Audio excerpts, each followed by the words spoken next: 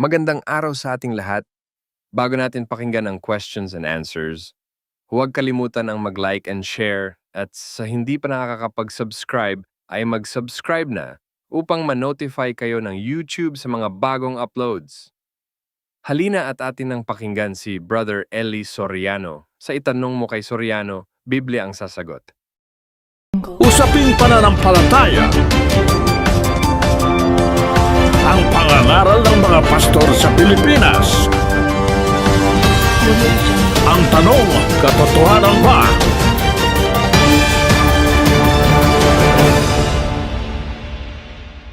Hello guys! Ang pagtalakay at pagsusuri sa mga mangangaral na tatalakayin natin ay layunin nating magbigay ng makakristyanong pagsusuri sa mga pahayag ng mga pastor. Hindi para manira, kundi para magbigay linaw. Ating patutugtugin ng buo ang video upang maiwasan ang maling konteksto. At ginagamit natin ito sa ilalim ng prinsipyo ng fair use para sa komentaryo at edukasyon. Maraming salamat. Ang mapapanood natin ay ang program ni Brad Eli Soriano na Itanong mo kay Soriano, Biblia ang sasagot. Kung meron tayong makikita para bigyan ng reaksyon ay ating kokomentuhan. Halina at atin nang panoorin. Ang dating daan, gusto ko lang pong malaman kung sino po ang founder nito at kung saan po nagsimula at kung kailan po. Yun lang po. Basahin po natin, kapatid, ang Lucas 24. At ipangaral sa kanyang pangalan ang pagsisisi at pagpapatawad ng mga kasalanan sa lahat ng mga bansa, magbuhat sa Jerusalem. Alam po nyo, kapatid, ang katotohanan na ipinapapangaral ng Ama at ng ating Panginoong Hesus, mag-uumpisa yan sa Jerusalem. Hindi yan mag-uumpisa sa Amerika, hindi yan mag-uumpisa sa Roma, mag-uumpisa po yan sa Jerusalem. Kaya miski sa Pasyon, nakasulat yan kung kinakanta yan pag mahal na araw, magbuhat sa Jerusalem, lahat ay inyong libutin at turuan ng magaling ang taong nagugupiling ng sasalay di mahimbing. Ang sinumat aling tao, aralan at binyagan nyo ang tumanggap ng bautismo at maniwalang totoo aking magiging katoto. Ang liwa-liwanag niyan, mag-uumpisa yan sa Jerusalem, kapatid. Tanong nyo, yung dating daan, yung pinangangaral ko, yung iglesia ng Diyos, saan ba nag-umpisa yun? Nag-umpisa po yan sa Jerusalem. Nakarating sa ating bansa sa pamamagitan ng Biblia. Pakinggan nyo sa isang talata ng Isaiah, 42:4.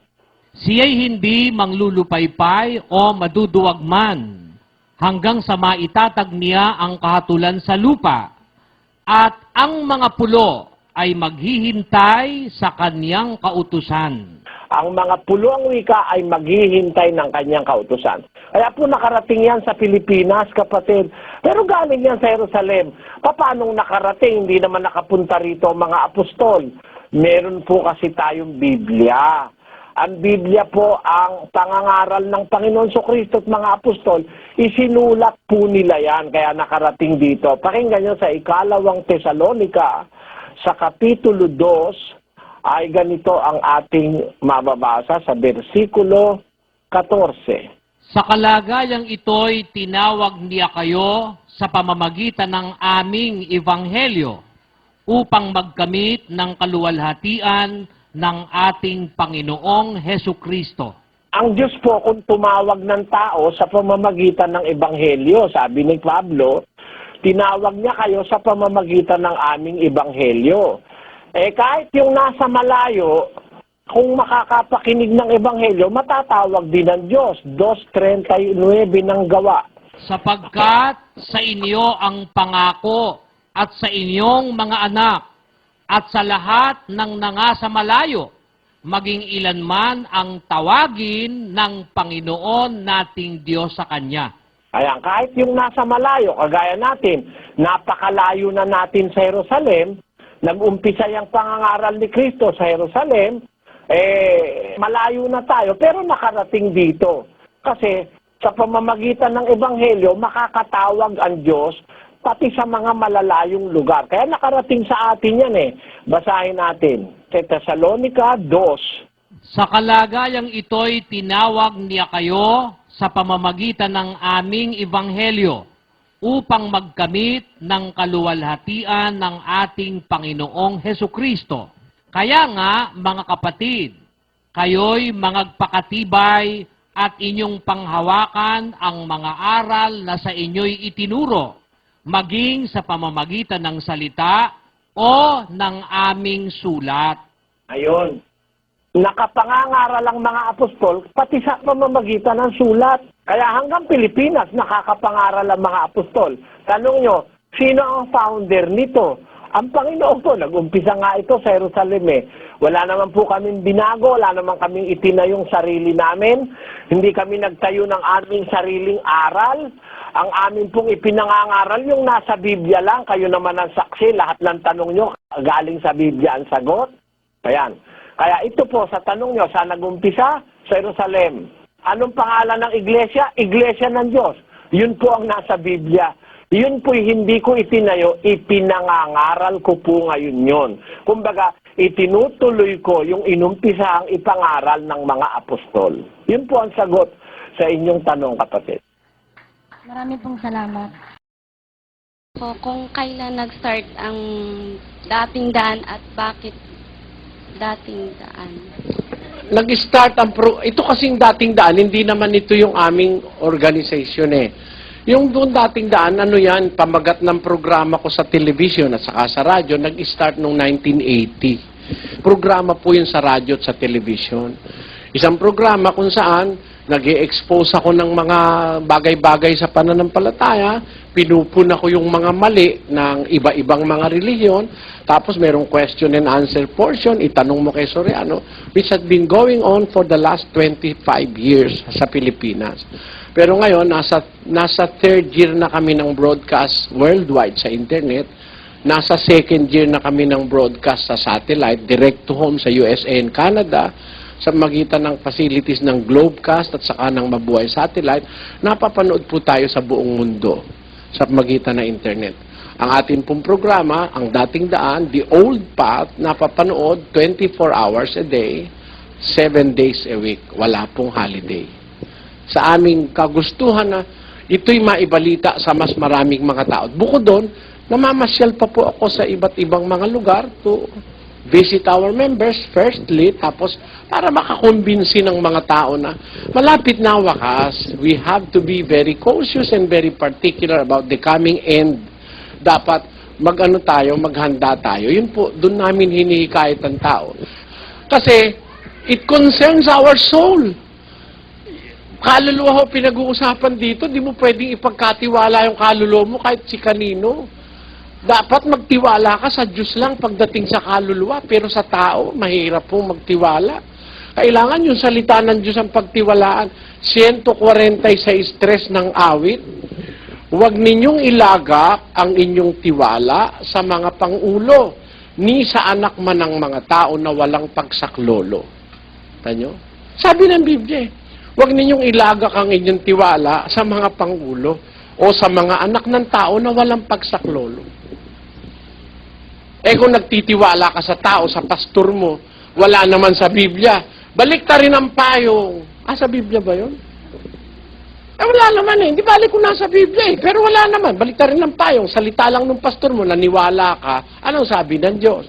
17:5 ng Jeremias. Sumpain ang tao na tumitiwala sa tao.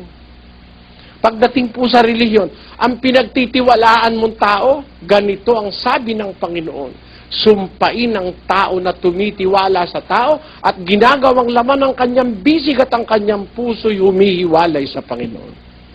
Yan. Kailan nag-umpisa at saka bakit dating daan? To emphasize na ngayon maraming bagong daan ginawa ng mga pastor. Dapat doon tayo bumalik sa dati, yung ginawa ng Diyos sa 6:16 ng Jeremias. Ganito ang sabi ng Panginoon, magsitayo kayo sa mga daan at magsitingin kayo at ipagtanong ninyo ang mga dating landas kung saan naroon ang mabuting daan at magsilakad kayo roon at kayo mga kakasumpong ng kapahingahan ng inyong mga kaluluwa. Yun. Saan ang utos ng Diyos? Ipagtanong yung mga dating landas. Nandun yung mabuting daan. Doon kayo lumakad, sabi ng Diyos. Meron matigas ang ulo. Ngunit kanilang sinabi, hindi kami magsisilakad doon. Ayaw namin. Ayan. Bahala ka. Wala akong pakialam kung ayaw mo. Basta't ibabalita ko, may dating daan. Yung sa Diyos, yun ang dati. The former things, the former ways, the old path, yun ang hanapin mo, doon ka lumakad. Nasa Diyos yun, nasa Biblia. Yun po. Ano po ba ang mga batayan nyo na kayo yung tunay at tama na dapat aniban at hindi ang ibang sekta o reliyon? Isa lang ang batayan, kapatid. Ang batayan lang yung nasa 7:17 ng Juan. Pakibasa, Sis Luz. Kung ang sino mang tao ay nag-iibig gumawa ng kanyang kalooban, ay makikilala niya ang turo. Kung ito'y sa Diyos, o kung ako'y nagsasalita na mula sa aking sarili. Alin daw ang makikilala, Sis Luz, kung gusto mo sumunod sa Diyos? Yun pong turo o aral ang makikilala. Kung ito'y sa Diyos, o kung ako'y nagsasalita na mula sa aking sarili. Bakit? Yung ba nagsasalita sa sarili, ano ba ang ginagawa nun? Ang nagsasalita ng saga ng kanyang sarili, humahanap ng kanyang sariling kaluwalhatian. Datapwat ang humahanap ng kaluwalhatian niyaong sa kanya'y nagsugo, ang gayon ay totoo at sa kanya'y walang kalikuan. Alin ang totoo, Sis Luz? Yung nagsasalitang hindi mula sa sarili, di ba? Opo. Kaya makikilala mo, kapatid, ang relihiyon kung totoo. Ikaw mismo makikilala mo kung totoo kami, kung hindi. Saan? Sa turo. Ang turo dapat galing sa Diyos, hindi galing sa sarili. Nakikita mo naman, ang sagot ko sa'yo nasa Biblia. Wala naman ako sinagot na galing sa dyaryo o galing sa balutan ng tinapa o itinuro ako sa mga kapatid namin na inimbento ko. Wala kaming limbo, wala kaming purgatorio dahil wala sa Biblia. Ang nagsasalita sa sarili niyang paraan, humahanap ng sarili niyang kaluwalhatian. Pero ang humahanap ng kaluwalhatian ng Diyos na sa kanya'y nagsugo, ang gayon ay totoo at sa kanya'y walang mali. Bakit? Makikilala sa turo kung nagsasalitang mula sa Diyos o nagsasalitang mula sa sarili. Alam mo, maglibot ka sa buong mundo, baka sa Pilipinas ka palang nakapunta, kapatid, pero libutin mo ang buong Pilipinas at libutin mo rin ang buong mundo kung makakapag-abroad ka. Maghanap ka ng samahang ang sinasabi, laging binabasa sa Biblia, iisa yon, kapatid. Sa turo yan makikita. Yung aral, hindi galing sa amin, galing sa Diyos. Ano po ang katiyakan ng kaligtasan ng iglesia ang itinatag ninyo? Pwede po bang malaman sa inyo ngayon kung anong katiyakan ng kaligtasan? Wala po akong itinatatag na iglesia, kapatid. Ang tanong ng kapatid, ito ba raw itinatag ko iglesia, anong kasiguraduhan ng kaligtasan? Wala po akong itinatatag. Ipinangangaral ko yung iglesia ng Diyos na nakasulat sa Biblia. Ano po ang kasiguraduhan ng kaligtasan nun? Yung aral. Dahil hindi naman ho akin yun eh.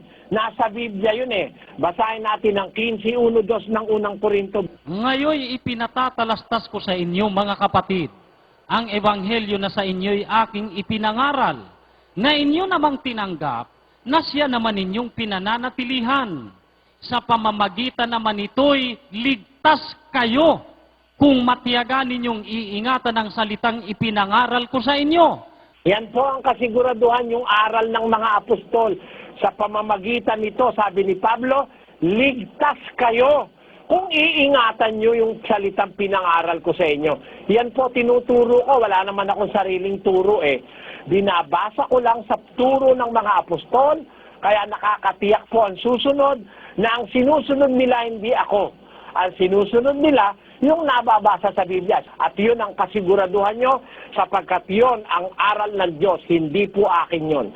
Nakasulat yun bago pa ako ipinanganak. Maraming salamat po, brother. Tanong ko lang po, is there one true religion? And if there is, what are the rewards of being a believer in this religion? Of course, there is. The Bible tells us of one true religion. You see, religion is written in the Greek scriptures as threskia. Religion is equivalent to the Greek word threskia.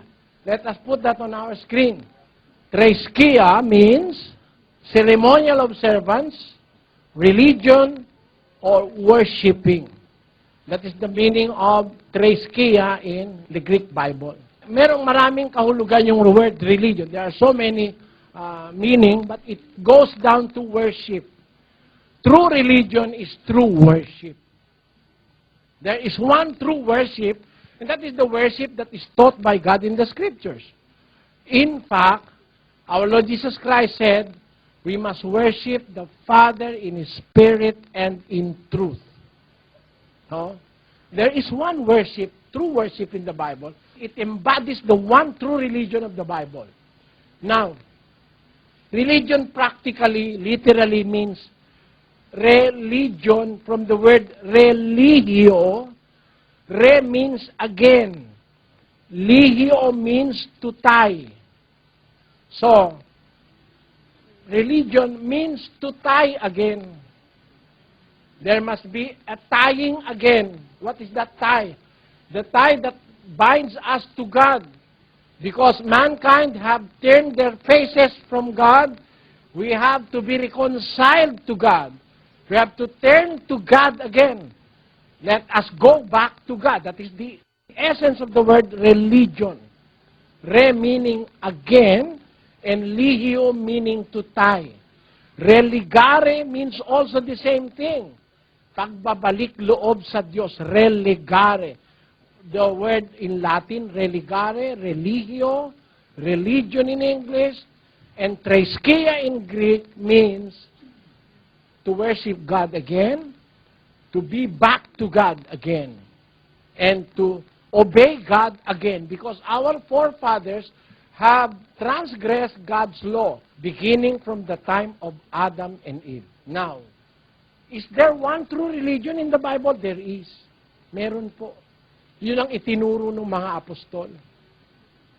At ipinractice nila yon sa Church of God. Doon po nagturo ang mga apostol. Let us put that on screen. In the book of 2 Corinthians 1:1, it says, and we read, Paul, an apostle of Jesus Christ, by the will of God, and Timothy, our brother, unto the church of God, which is at Corinth. You see? They are teaching, Apostle Paul and Timothy are teaching unto the church of God. That is the only church that is in the Bible where the apostles are teaching the truth about the gospel.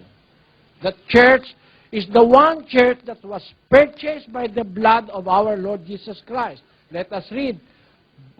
Acts 20:28 says, Take heed therefore unto yourselves, and to all the flock, over the which the Holy Ghost hath made you overseers, to feed the church of God, which He hath purchased with His own blood. You see, it is the church of God that is written in the Bible, where the true religion is being taught by the apostles, and they are practicing the true religion.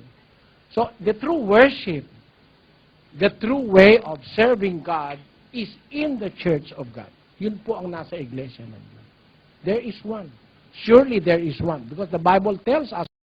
Do you claim to be the restored church of God? If so, on what biblical basis? We do not believe so. Restored church? Is there such a thing in the Bible as a restored church? why will the church be restored? The church was never destroyed. Let us read Matthew 16:18, Sister Luz. And I say also unto thee, that thou art Peter, and upon this rock I will build my church, and the gates of hell shall not prevail against it. The church is an institution that is indestructible. Is there any verse in the Bible that will tell you that the church fell? There is a verse that guarantees the durability of the church as an institution. Upon this rock I will build my church, and the gates of hell shall not prevail against it. Meaning, it cannot be destroyed by any power on earth. The church will continue to exist because it is an indestructible institution founded by the great Savior, the Lord Jesus Christ, established by God, the Almighty One, and it shall continue until in the end of the world, according to the Bible. It may not be in America, but it is existing. It may not be in the Philippines before the 1930s, but it is existing. It may not be in all parts of the world, but it do exist. Maybe you will ask, where?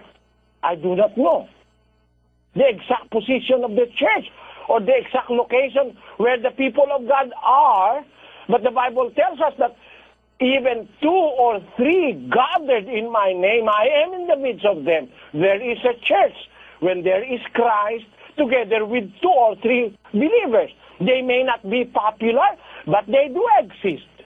That is my belief.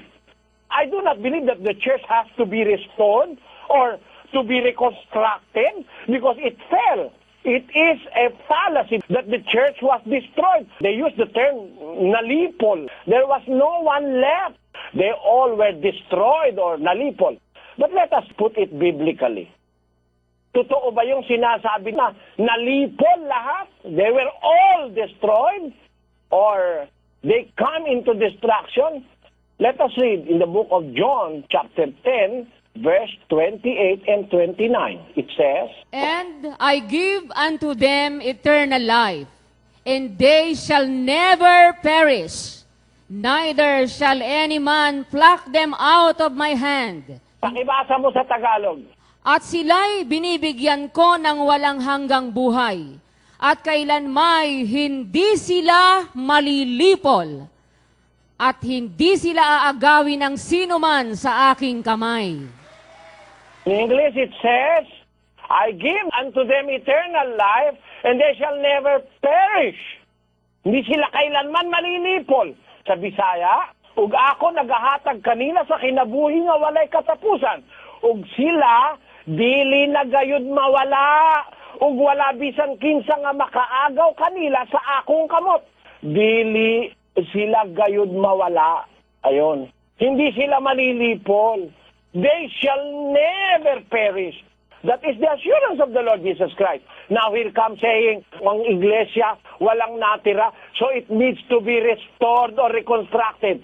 They believe that it is a restoration of the church that had, according to them, had vanished away. But I do not believe so. The Bible tells us that there is a guarantee in the establishment of the church. The gates of hell shall not prevail against it. If there are those who fell into apostasy, it is not the church that fell into apostasy. Some members fell into apostasy. Let us read 1 Timothy chapter 4, verses 1 up to 3. Now the Spirit speaketh expressly, that in the latter times some shall depart from the faith. Who will depart from the faith, Sister Luz?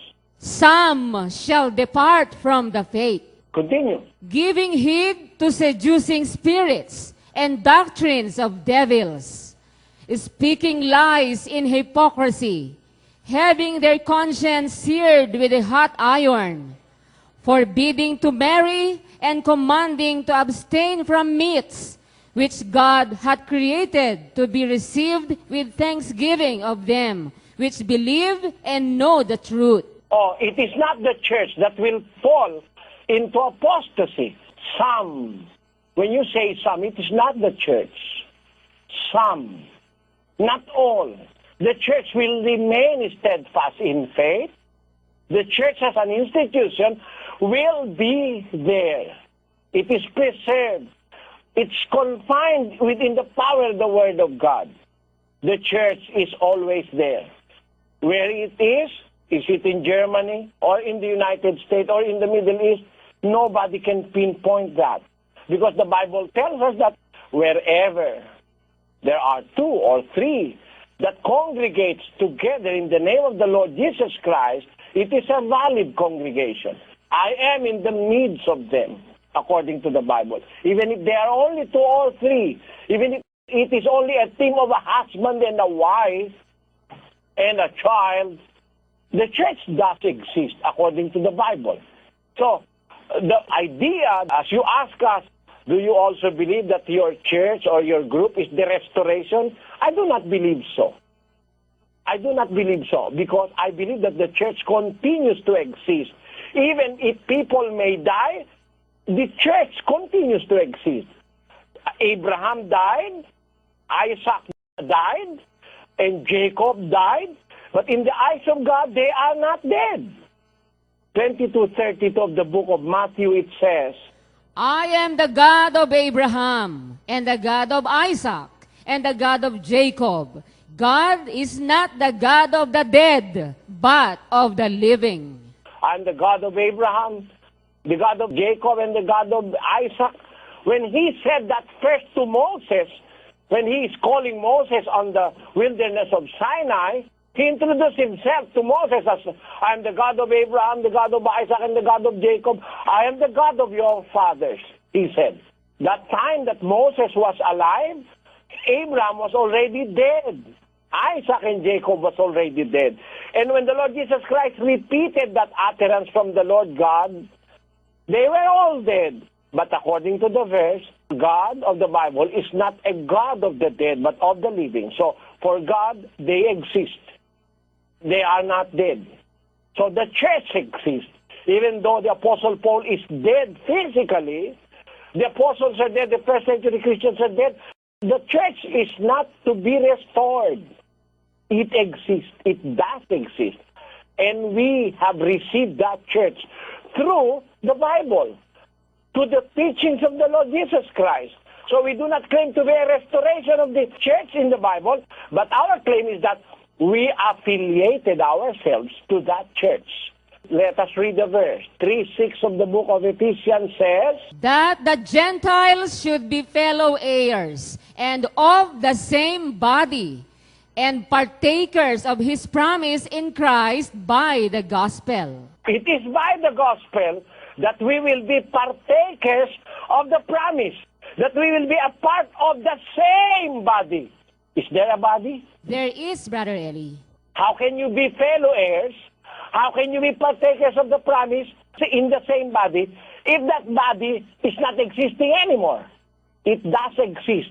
You just have to join the same body, and it is by the gospel. Remember the verse, that the Gentiles should be fellow heirs and of the same body, and partakers of his promise in Christ by the gospel. I hope my English can be understood. I was not born with an English tongue, but I rely on the Spirit of God and in the Bible in expressing what is the truth when I read the verses of the Bible. And it is very clear. Although I am not a master of the English language, Gentiles like us should not say that we are the restoration of the church. After all, nothing is to be restored because nothing was destroyed. Now, Gentiles should be fellow heirs and of the same body, and partakers of the promise in Christ by the gospel. So by the gospel, by the teachings of the Lord Jesus Christ, again by the gospel, you do not just believe that the Lord Jesus Christ died and rose again from the dead. It is complete gospel already. No. By the gospel, by all the teachings, by the examples laid down in their lives by the first century Christians, we can be partakers of the promise. We can be members of the same body. And That is through the gospel. If we accept all the teachings of the Lord Jesus Christ, the belief, the instructions, everything. That is why the Bible is here.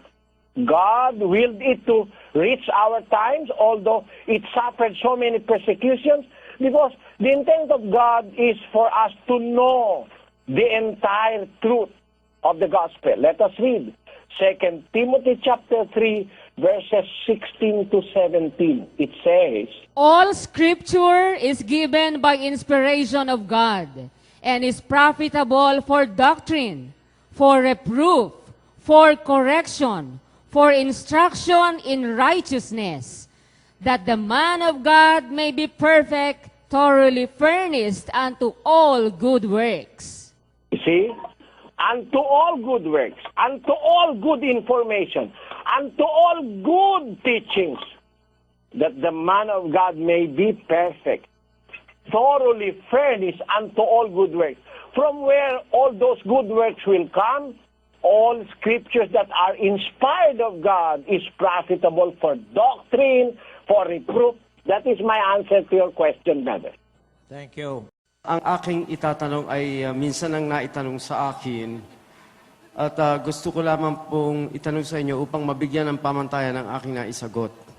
Mula sa isang mangaral na aaminin ko, marami na rin akong natutunan mula sa inyo.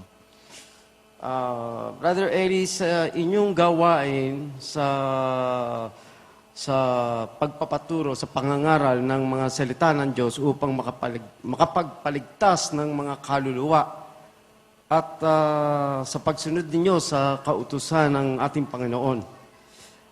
Gusto ko lamang pong itanong, kayo po ba ay nakasisiguro na kayo ay maliligtas? Ang tanong kong po ito ay magkakaroon ng follow-up question.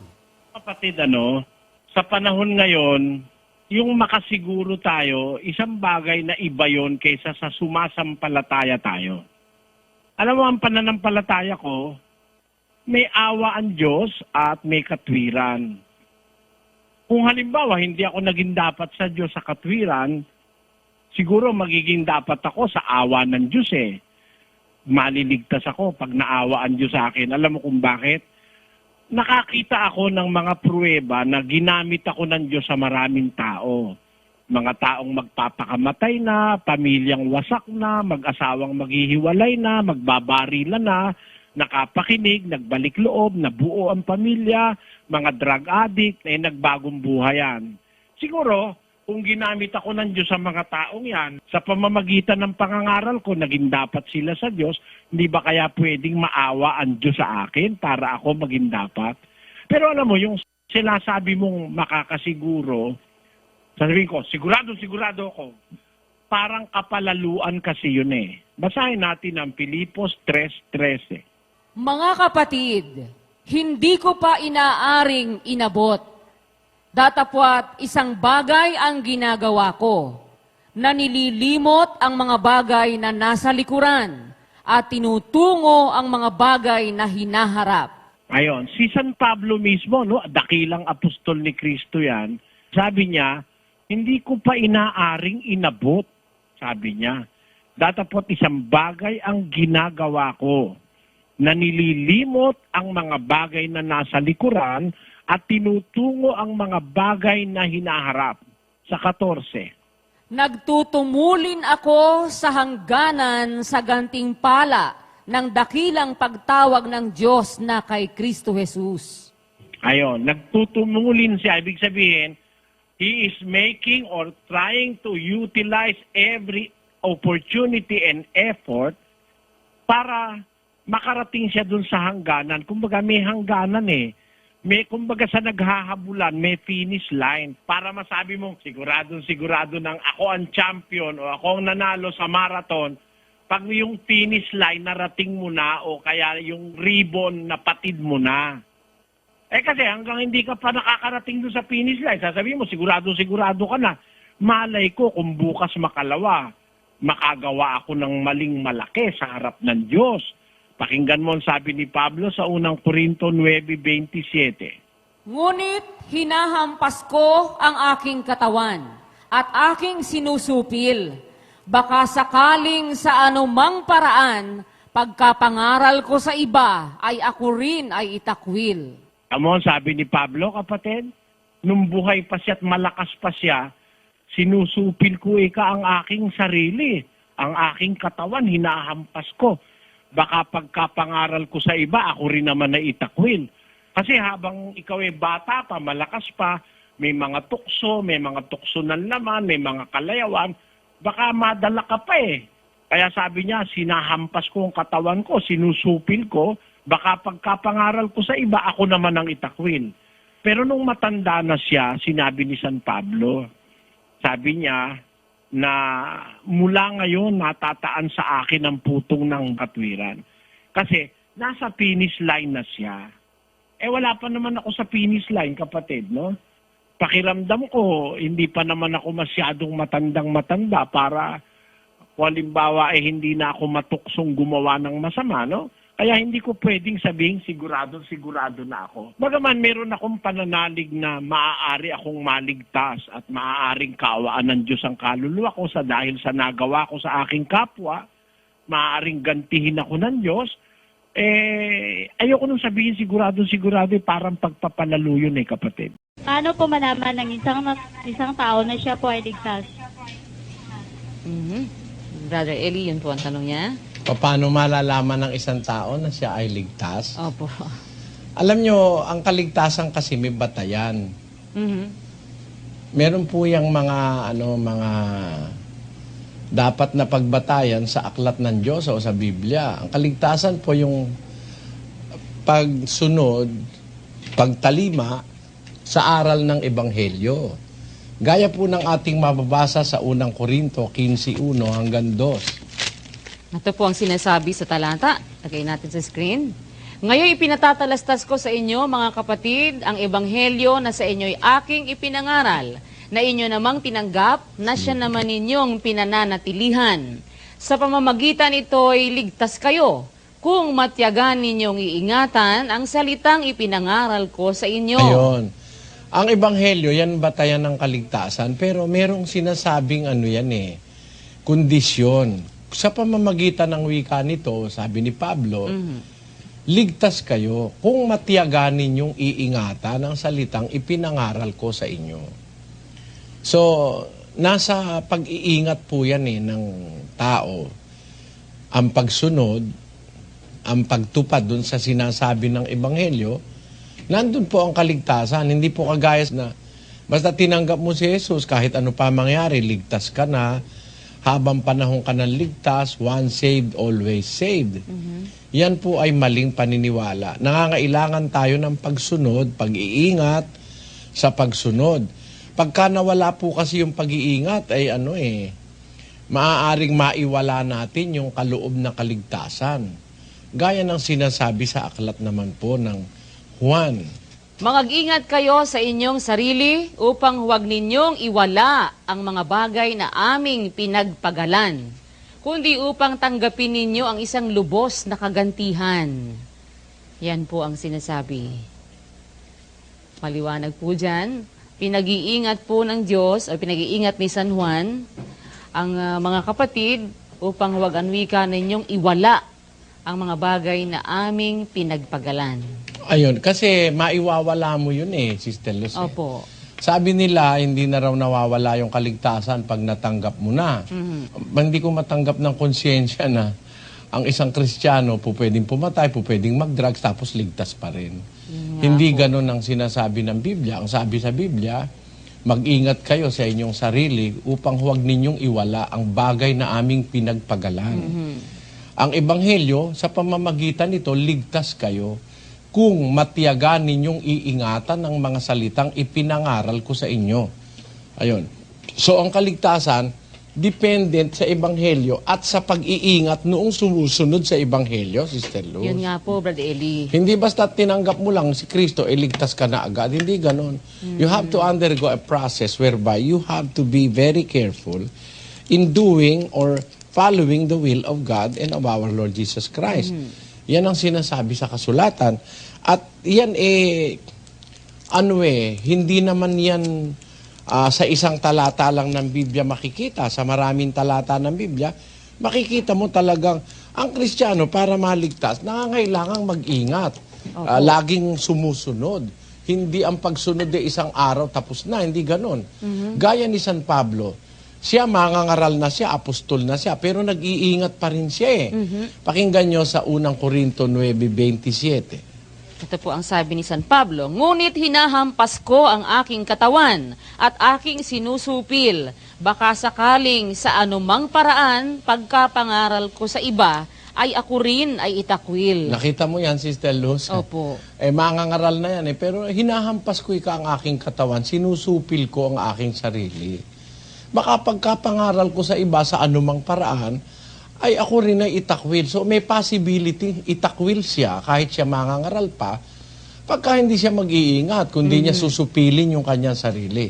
Kasi, alam mo, ang Kristiyano, meron self-control yan Hindi ka pwedeng kahit ano na lang, anong bagay gagawin mo Opo. Sa lahat ng paraan, ang isang Kristiyano nag-iingat, kinokontrol ang sarili niya para wag siyang makagawa ng mabibigat na paglabag. Dahil pagka gagawa ka ng mabibigat na paglabag, mawawala yung kaligtasan mo Sister Luz Kahit sabihin pa na ikaw ligtas na ika, sabi nila. Oo, hindi. Maiwawala mo yun pagka hindi ka maingat. Basahin natin ang ikalawang Korinto 13:5, kapatid na Luz. Ito po ang sinasabi, "Siyasatin ninyo ang inyong sarili kung kayo'y nangasa pananampalataya.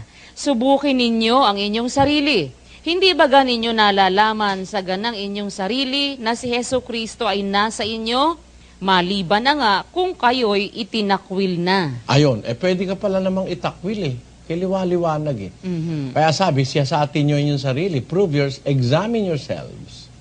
Whether ye be in faith, prove yourselves. Know ye not that your own selves, how that Jesus Christ is in you, except ye be reprobates. Malibang ikaw ay itinakwil. Nagtatakwil ang Diyos. Kahit na nasa iyo na si Kristo, pwede ka pa rin itakwil pagpabaya ka, iiwanan ka. Miski nga yung Espiritu Santo sinasabi Pagka ikaw ay reckless ka, kumbaga sa driver, reckless ka, maa-aksidente ka. Ganon din ang naglilingkod kay Kristo. Pati yung Espiritu Santo, pag reckless ka, lalayasan ka nun Aalis yun. Kaya ang panalangin ni David sa 51 Gs ng awit, pakinggan nyo mga kapatid. "Likhaan mo ako ng isang malinis na puso, O Diyos, at magbago ka ng isang matuwid na espiritu sa loob ko. Huwag mo akong paalisin sa iyong harapan, at huwag mong bawiin ang iyong santong espiritu sa akin." Ayun, sabi, huwag mo ang wikang bawiin ang iyong santong espiritu sa akin. Sabi niya. Opo. Wanag dyan, kapatid na Luz, na po pwedeng bawiin ng Diyos yun. Yung kanyang espiritu sa tao. Nababawi yun Pagka ikaw halimbawa, yung espiritu napipighati sa'yo, lagi na lang ikaw masama ang ginagawa mo, lalayas yung espiritu ng Diyos sa'yo. Basahin natin yung Efeso. "At huwag ninyong pighatiin ang Espiritu Santo ng Diyos, na sa Kanya kayo'y tinatakan hanggang sa kaarawan ng pagkatubos." Tuloy. "Ang lahat ng kapaitan at kagalitan at pagkakaalit at kadaldalan at panglilibak ay mga alis nawa sa inyo, pati ng lahat ng masasamang akala." At yan maliwanag na aalis ang espiritu sa'yo Pag nasa iyo yung kapaitan, meron kang bitterness, wrath, anger, clamor, evil speaking, sabi ng Biblia, pagka yan nasa iyo, nagigrieve yung Holy Spirit. So sabi, grieve not the Holy Spirit of God, whereby ye are sealed unto the day of redemption. Let all bitterness and wrath and anger and clamor and evil speaking be put away from you with all malice. Alisin nyo sa lahat yan dahil pag nasa iyo yan, kahit ba sabihin mo may espiritu ka, aalis yan, lalaya sa iyo yan Totoo po yan, Brad Eli. Pagka ikaw at ikaw mismo, palalayasin ka ng Diyos pagka sobra ka ng wala kang takot, kahit ano na lang na masama ginagawa mo. Sabi dun sa 5 Gs ng awit, ganito nakasulat. Ang sinasabi, lagay natin sa screen. "Bigyan mong sala sila, O Diyos. Ibuwal mo sila sa kanilang sariling mga payo. Palayasin mo sila sa karamihan ng kanilang mga pagsalangsang, sapagkat sila'y nanganghimagsik laban sa iyo. Paghihimagsik sa Diyos yung pagka hindi ka tumitigil sa maling gawain, sa mga kasalanan. Sabi ng Biblia, palayasin mo sila sa karamihan ng kanilang pagsalangsang. Kaya, ganyan po kapatid. Ang kaligtasan, malalaman mo kung ligtas ka. Kung nananatili kang nag-iingat, sumusunod sa aral, doon mo lang mararamdaman o malalamang ligtas ka. Ang kaligtasan daw po regalo, at pagka daw po regalo, hindi daw po binabawi. Ano po? Aba, ako'y may niregaluhan ako Siyempre, hindi ko naman babawiin. Opo. Hindi niya pinahalagahan nawala Ayun. Hindi man binabawi ng nagbigayan, pero pwede mong iwala yan. Sabi nga ng mga apostol, baka maiwala ninyo ang bagay na aming pinagpapaguran. Sabi ng mga apostol. Naiwawala yan, kapatid. Ayun. Is it true that faith alone saves? It is not true. I'm sorry to say this. Faith alone cannot save people. There is no term in the scriptures as faith alone. No. But faith, the real faith in the scriptures spells out good works, not only faith. Let us read. In the book of 1 Corinthians chapter 13, verses 1 up to 3, though I speak with the tongues of men and angels and have not charity or love. The word charity there is agape in Greek, which means love. I believe we must read the Revised Standard Version. If I speak in the tongues of men and of angels but have not love, I am a noisy gong or clanging cymbal. And if I have prophetic powers and understand all mysteries and all knowledge, and if I have all faith so as to remove mountains but have not love, I am nothing. You see that? This is not just an ordinary kind of faith. It's a very excellent faith, according to the Apostle Paul. If I have prophetic powers and understand all mysteries and all knowledge, and if I have all faith so as to remove mountains, the faith that can remove mountains, that can move mountains, but have not love, according to him, I am nothing. So the notion or the belief that faith alone saves is being disputed by this one verse that I have read. If I have all faith, not a little faith, not a weak faith, not a topsy-turvy faith, not so strong faith, but all the faith, according to Paul, so that I can even remove mountains or move mountains, but I have not charity or agape or love, I am nothing. So it is not true that faith alone can save. In fact, there is no verse like that in the scriptures. I tell you, there is no verse in the scriptures that will prove that notion, faith alone. There is no such thing as alone. Faith alone. Faith must be accompanied by works. Let us read. James chapter 2, verse 22, it says, you see that faith was active along with his works, and faith was completed by works. So the completion or the perfection of faith is works. Let us read in the King James Version. Seest thou how faith wrought with his works, and by works was faith made perfect? See? It is by works that faith is made perfect. So, minus work, faith alone, for them, faith alone saves. No. Minus work, you cannot even call it faith, because faith is coupled with works. The real meaning of faith is with works, as the Apostle James said. Seest thou how faith wrought with his works, and by works was faith made perfect? There are misconceptions that faith alone can save. Faith is the primary step that you have to take in order to serve God. It is the number one thing that you have to accept, to have faith. But it doesn't end there. In 1 Corinthians chapter 13, verse 13, it says, "And now abideth faith, hope, charity, these three. But the greatest of these is charity." Let us read the Vice Standard Version. So faith, hope, love, abide. These three. But the greatest of these is love. You see? It is not even faith, which is called by the Apostle Paul as the greatest of the three essence of salvations. There are three things, important things that we have to have in our hearts and in our minds, in our service to God. Faith, hope, and love. These three must abide in us. And the greatest of this is love, not even faith. Although faith is the primary thing that we have to acquire, to believe and to have faith, but it is not complete. So the question, is it true that faith alone saves? It is not true. It is not true. It is not true. May I tell you, it is not true. It is a simple deceit or a simple fraud.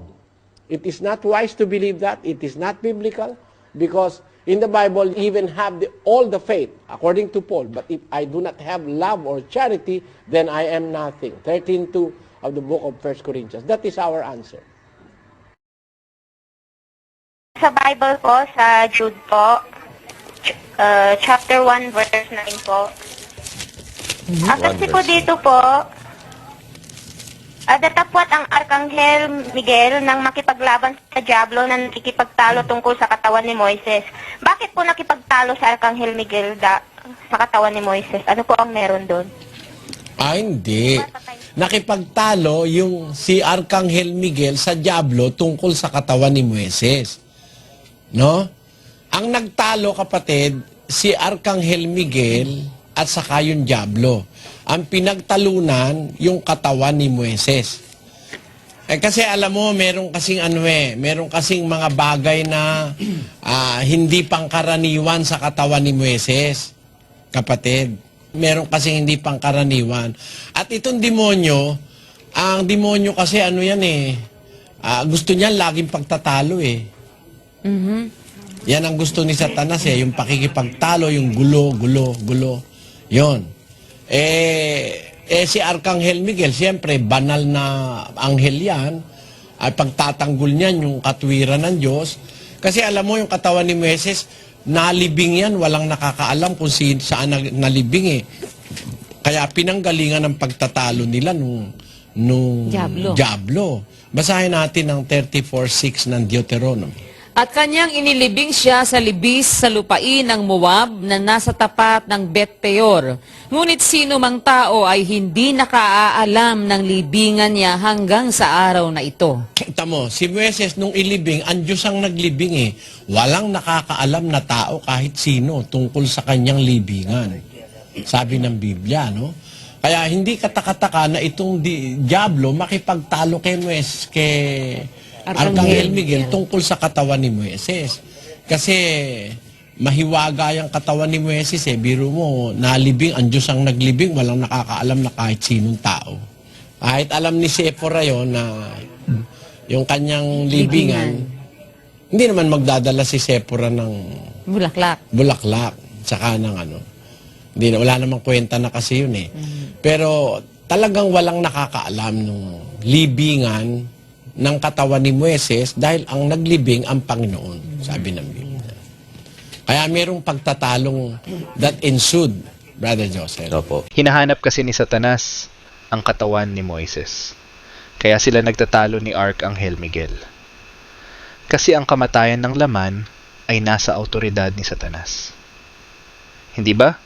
Hindi rin alam kung nasaan ang mga katawan ni Enoch at ni Elias.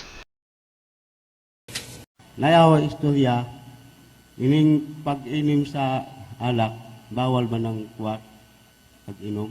Sige, atong patalinghogan si Igsoon Soriano, kung sa Biblia ba, bawal ang pag-inom sa alak? Sa Jerry, nasa Efeso 5:18. Ug dili kamo maghubog-hubog sa vino, kay diha ni ana adunay kangilad, kun dili himua nga mapuno kamo sa Espiritu. Ayan. Bawal ng Diyos yun yung maghubog-hubog sa vino. Para ikaw magkaroon ng espiritu, huwag kang iinom ng alak na nakakalasing, huwag kang maglalasing. O kagaya ni San Juan, hindi nga siya uminom nun Basahin natin ang 1:15 ng Lucas sa Cebuano. Kay siya mamahimong dako sa atubangan sa Ginoo, og dili magainom og vino, bisan mga ilimnon nga maisog, og mapuno siya sa Espiritu Santo, bisan sa gikan pasatiyan sa iyang inahan. Ayan, si San Juan Bautista na isang lingkod ng Diyos, hindi uminom kapatid na Jerry. Yung iba kasi, ang kanilang kung hindi ka naman maglalasing pwede kang uminom. Si San Juan di nga uminom Ang totoo nga, sa Diyos ka, kung maniniwala ka, tingin pa lang bawal mo na tignan 23:31 ng Kawikaan. Dili ka magtanaw sa vino kung kini magapula, kung kini magapangidlap sulod sa kupa, sa diha nga kini magaagay nga mahapsay. Diba maliwanag, magtanaw man, bawal Wala namang magagawang maganda sa iyo yung alak, kapatid Tanong mo sa mga siyentipiko, tanong mo sa mga dietitian, may pakinabang ba sa alak na matapang na alak? Wala naman Wala. Wala kang makukuha doon. Alcohol lang nandun, makakasira sa atay, makakaalis ng isip mo, lalakas ang loob mong gumawa ng masama. Ganun ang nagagawa ng alak. Naa-addict ka pa. Nagiging addicted ka sa alcohol. Masama yun sa tao. Kaya ang sabi ni San Pablo, dun sa mga taga-Roma nung araw, mabuti basahin na natin yung nasa Roma.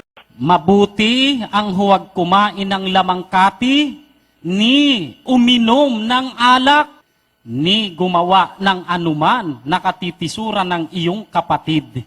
Maayo ang dili pagkaon og unod, bisan pag-inom og vino. Ayon. Maayo ang dili pagkaon na ug-unod, bisan pag-inom og vino. Kasi yung paglalasing, yung mga drinking session, may pulutan, ayaw talaga ng Diyos yun Masama kasi sa tao yun. Kaya nga mayroong mga nag-iinuman, pagkatapos nagpapatayan Pag nagkapikunan, patayan na. Ilan mo na yung alak mo, hindi ka makakarating sa langit pagka alak ng alak ang iinumin mo. Yan ang sagot ko sa'yo. Bigyan natin ng reaksyon tungkol sa pag-inom ng alak. Walang mababasa sa Biblia na bawal uminom ng alak. Si Jesus ay gumawa ng mabuting alak na tinatawag na alak na laon. Ang alak sa Israel ay gawa sa katas ng ubas. Dapat nating malaman na magkaiba ang wine at likor. Ang wine ay hindi kasing lakas ng likor. Si Juan kasi ay itinalaga na sa Panginoon. Ang itinatalaga sa Panginoon ay hindi maaaring uminom ng alak o kumain man ng ubas, gaya ni Propeta Samuel na isang Nazareo. Si Jesus ay umiinom rin ng alak mula sa katas ng ubas. Kaya nga napagkakamalan na manlalasing sa alak. Ang masasabi ko lang, hindi lang sa alak ang nakakalasing. Ano man ang ginagawa mo kapag sobra na ay nakakalasing. Kaya nga may mga lasing sa kapangyarihan. Maraming salamat sa panunood. Please subscribe, like, and share. Mag-comment naman kung ano ang masasabi ninyo sa aking content. Maraming salamat sa mga nanood at sumuporta sa aking channel.